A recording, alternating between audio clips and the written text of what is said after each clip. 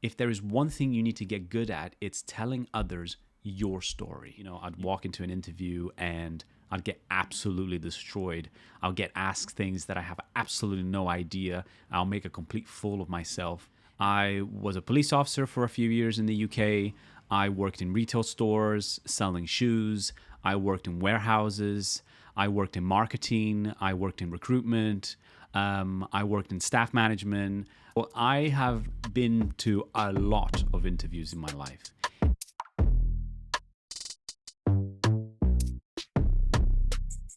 Hi, I'm Paolo. Welcome back to my channel and another video. Today, there is a really interesting question that I want to answer for you guys and share my opinion on. It came through and I was really able to relate to it, so I was very eager to make this video. The question is, as a new Salesforce consultant or admin, how can I nail my first Salesforce interview? Now, there is a lot to unpack here. If you're new to the ecosystem, you had a career change, or you just embarked on this amazing journey, first of all, welcome. This is an amazing ecosystem and an amazing community to be part of. And I have no doubt that you're going to have the time of your life. So welcome. Second of all, it can be very intimidating and very challenging to get your first Salesforce interview. So if you've already got an interview coming up and you're watching this video and trying to prepare for it, then congratulations. If you haven't already, don't give up. It will come. Okay? You need to keep on top of it. You need to keep trying. It will happen. Believe me. Before I answer the question, I want to do something slightly different. Usually in my videos, I ask the question, then I give you my opinion, and then I hand it over to you guys to hear your thoughts on it. In this video, because I think this is something quite challenging, and it's something that at the end of the day, you have to take it away and and do the interview yourself, that I would start the video actually giving you a little bit of background about myself and why I think that I can help with this question. So a little bit about me. I've been in the Salesforce ecosystem for about 3.5 years now. And before that, I was at university. And before that, I had all kinds of different jobs. I was a police officer for a few years in the UK. I worked in retail stores selling shoes. I worked in warehouses. I worked in marketing. I worked in recruitment. I worked in staff management, a little bit in HR. I've done all kinds of stuff. And so I have been to a lot of interviews in my life. And sometimes, I'd walk into an interview and I'd get absolutely destroyed. I'll get asked things that I have absolutely no idea. I'll make a complete fool of myself. And then other times I would just go to an interview and I'll nail it. And so I think I had a long journey when it comes to interviews, and I've learned a lot. And so I've tried my best to share that with the Salesforce community. In 2023, I signed up for the Trailhead mentorship program, and I mentored 6 different people in a year, which is quite a lot. And I've helped them go from essentially getting their first cert and getting the first interview to then getting them their first job. And so that journey has given me quite a lot of knowledge. And today I feel like I am quite good at interviews. Everything is a learning experience. Sometimes learning experiences can be not very pleasant experiences. And that's what I mean. I usually have pretty good experiences that are pleasant, even if I don't get the outcome that I want. And so here are some of my tips for nailing your first Salesforce interview. To start with, I want to explain the concept of a good interview. And remember, this is my opinion. I'm not a professional in doing interviews. This is just what I've learned and what has worked for me. So for me, it's the concept of the interview. And that concept is telling a story. That is the most important thing. If you go to an interview, you need to tell a story. And that story is about you. It's about who you are, what you have done, what you've studied, and your previous experiences and your certifications and the things that you like to do. And it's your story. And if there is one thing you need to get good at, it's telling others your story.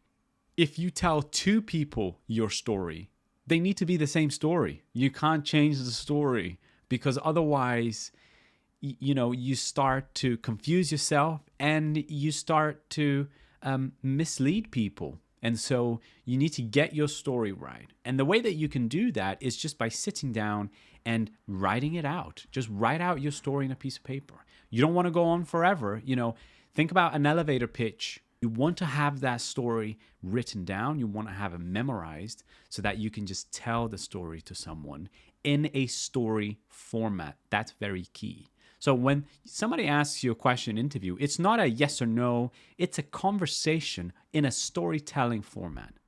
Okay, number 2, this is actually to do with hands-on experience.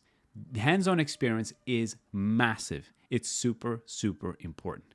Nobody wants to hear how many certs you have.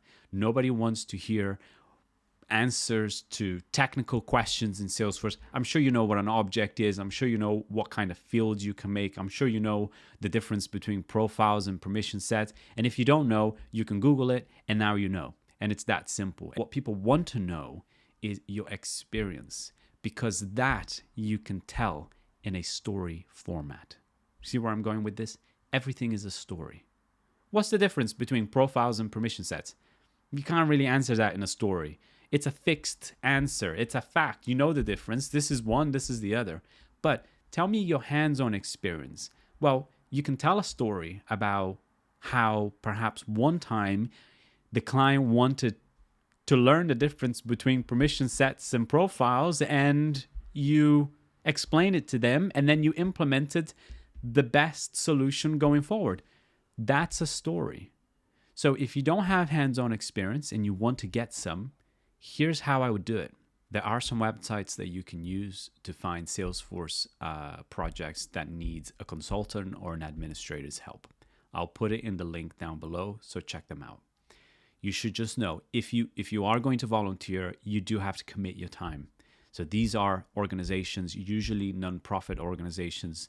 They usually don't have the financial budget to be able to afford a consultant or an administrator because their budget is used for something else. And so you're coming in and they're going to be dependent on you to do this. Now, I've done this about 3 times already. It's an absolutely amazing experience, but it is a time commitment.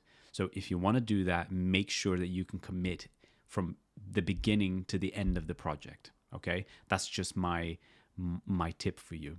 If you don't have the time commitment, you've got a lot of stuff going on, or you're looking for faster hands-on experience, then here is what you can do.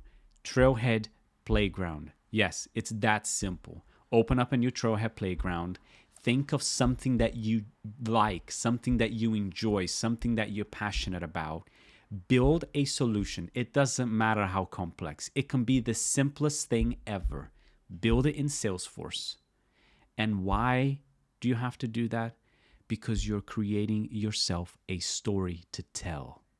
It is so easy to tell a story when you're passionate about something. Let me give you an example. I like video games. I like playing video games. And so if I go on Trailhead and create any kind of video game solution, it could be anything. Maybe I just want to create a system to rate the games that I've played so I know which ones I like the best. That's super easy to do, right?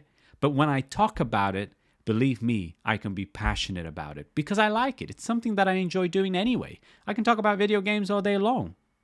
And so pick something that you're passionate about. It can be sports, movies, books, music, anything. It really doesn't matter. It really doesn't matter. Nobody cares, okay? It just needs to be a solution that you've built in Salesforce and that you can share a story with the person that's interviewing you. Okay, these are the 2 tips I have for you. I don't want to make this video too long. If you need more help, please let me know. I've got a whole bunch of things and topics and concepts that I can help with. But these would be my top 2 things. Number 1 is tell a story. That's an interview and it's your story. And number 2, have hands-on experience to back that up. And hands-on experience is not paid work. Any experience is hands-on experience. Theory is not hands-on experience. Reading a book is not hands-on experience. Doing exam practice questions is not hands-on experience. I'm sorry, it's not. Hands-on experience is going on to Salesforce and building something and configuring something. That's hands-on experience. If you build it, you can tell the story about it. Hope this helps. Until next time.